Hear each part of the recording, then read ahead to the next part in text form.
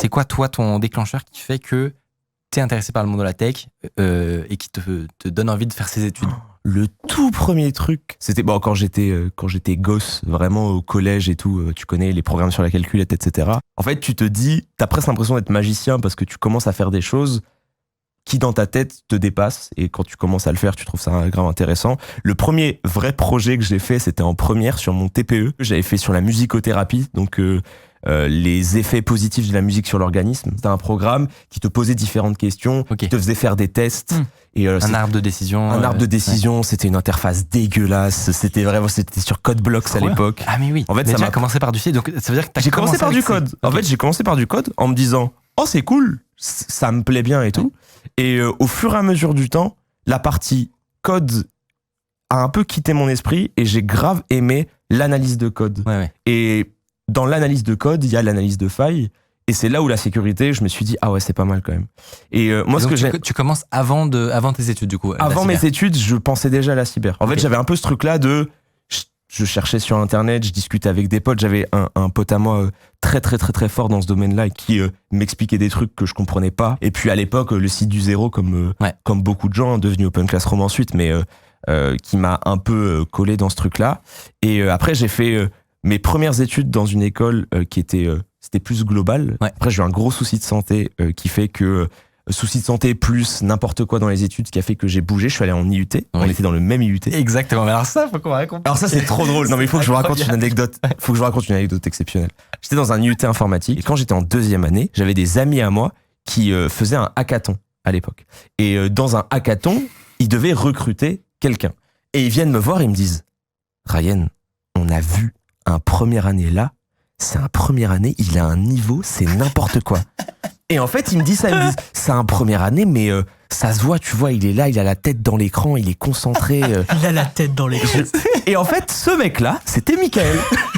C'était lui, c'était ce type-là. Et moi, j'essayais de par tous les moyens, donc c'était en première année, et j'essayais par tous les moyens de trouver un moyen de faire cet événement-là. Ouais. Première année d'études et tout, moi je suis comme un fou, tu sais, les gens ils ne dorment pas de la nuit et ils font du dev, genre... Le paradis, quoi. Exactement. Et du coup, j'allais voir les équipes, etc. Et effectivement, vous avez accepté de me prendre. Mais du coup, attends. Non, moi, j'étais pas dans cet événement-là parce que à l'époque, j'étais dans le streaming et du coup, j'étais déjà dans le streaming à l'époque et j'avais un peu ce truc-là de, j'étais moins engagé dans ce genre de travaux, etc. Parce que quand c'était tard la nuit, quand c'était le soir, je streamais. Donc j'avais ce truc-là, mais j'avais dit à mes potes, j'étais en mode, bah les gars, s'il est fort. On s'en bat les steaks. En fait, j'étais en mode. T'as donné le conseil, quoi. En fait, j'étais en mode, on s'en bat les steaks qui sont en première année, s'il est fort. Et je me souviens, j'ai toujours cette image de Michael bien concentré devant son écran, tout le monde qui parle, et lui, comme ça, devant son PC, souriant, en train de taper très très vite, heureux. Et j'étais en mode, ah ouais. Et du coup, ça m'a fait trop rire quand j'ai vu ensuite ce qu'il est devenu. Et j'étais en mode, j'avais le nez creux, moi. T'avais déjà commencé YouTube ou pas? Non, c'était juste première année, j'avais pas commencé. Mais du coup, la question que je me suis toujours posée, c'est toi, à quel moment t'as vu que du coup j'avais lancé la chaîne? Et est-ce que t'as bugué en mode je me suis rendu compte, j'ai tout de suite compris. En fait, moi j'avoue que je suis très très très physionomiste. Ouais. C'est un truc que j'ai où dans ma tête je ne vais jamais oublier un visage. Et du coup j'ai eu ça et ça m'a fait trop rire. Et alors j'ai fini mon IUT, je suis retourné en école d'ingé et c'est là où j'avais un cursus qui était plus cyber. Et toujours pareil avec cet état d'esprit où j'avais le streaming en même temps.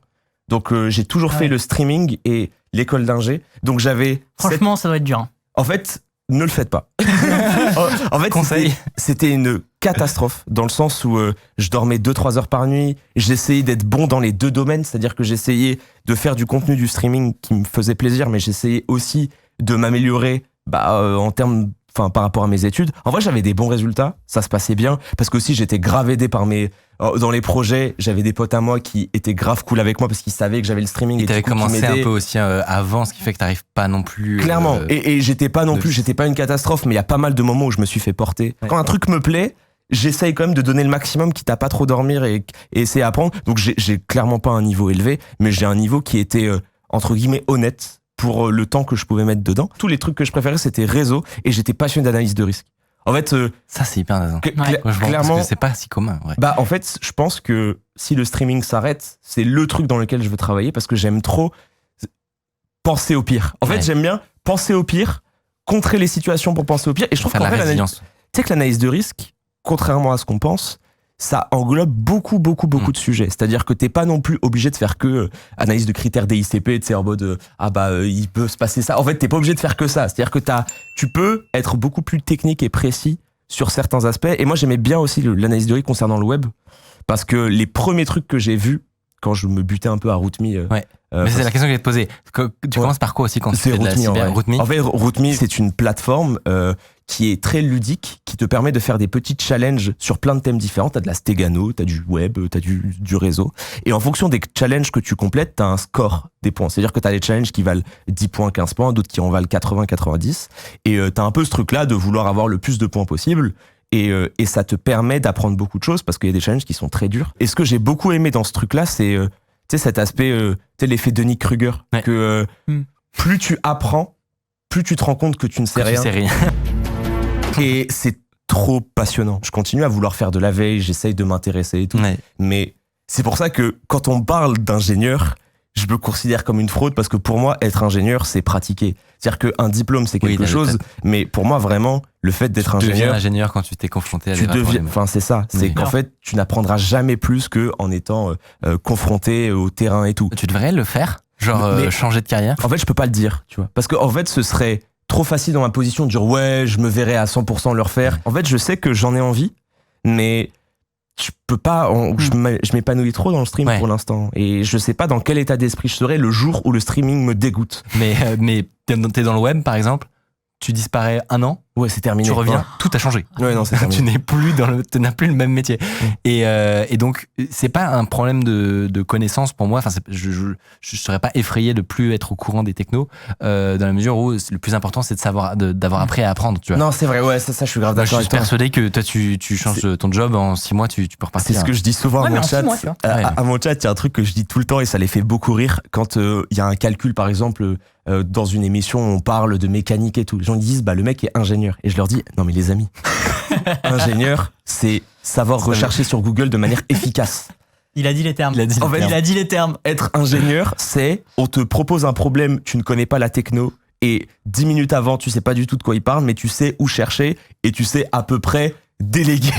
Mais faut arrêter d'avoir ce fantasme de croire que l'ingénieur avec c'est résoudre les problèmes de tête. Ouais voilà, avec un morceau de bois et du feu, il peut faire une vidéo de qui qu'on avait passé déjà qui expliquait le principe d'un... Exactement. C'était Amine qui disait ça. Les informaticiens, je vais vous dire la vérité, on est tous des fraudes. Vous croyez qu'on sait tout direct quand il y a un problème, sauf que la réalité c'est qu'on va sur Google comme tout le monde. J'ai eu cette première expérience là dans mon premier stage, j'étais 6 mois dans un hôpital et en fait j'avais cet aspect réseau et j'étais dev. Je devais faire une application qui permettait de donner à toutes les personnes de l'hôpital des entre guillemets des repères. C'est-à-dire typiquement aux médecins d'être en mode tu mets ta carte déjeuner sur l'application où tu dis à quelle heure tu veux réserver. En fait, t'avais plein de trucs différents dans l'application. Et la RH, elle venait me voir et elle me disait des dingueries. Mais genre vraiment des trucs en mode est-ce que tu peux faire ça tu peux faire l'interface animée et tout. Et moi c'était mon premier stage, du coup à chaque fois je disais ouais. Et je disais ouais parce que je me disais si en fait si la RH me dit ça veut dire que c'est grave faisable parce qu'elle le sait, tu vois. Ça doit être une technicienne. Alors que pas du tout. Elle n'avait aucune idée de quoi elle parlait. Et moi, je me souviens, c'est du web, c'était des espèces de raccords de code en PHP. C'était pas dans la réalité, tu vois. Quand c'est ton premier stage, quand t'as fait un peu d'études avant et c'est ton premier stage, entre guillemets, de technique, quoi. T'es souvent surpris, t'es souvent pris de court. J'ai l'impression que le chat se reconnaît vraiment énormément. Et tout le monde a l'impression d'avoir découvert son propre métier. J'ai vu fraudinger quelque part, et en vrai, ça décrit quand même bien. Hein. Mais non, mais c'est juste la vraie vie, quoi. Ouais, c'est comme ça partout. J'ai une petite question. Ouais. Est-ce que toi, tu te souviens d'Étoile à l'IUT ? Mais alors, c'est ça qui était chez Popcorn.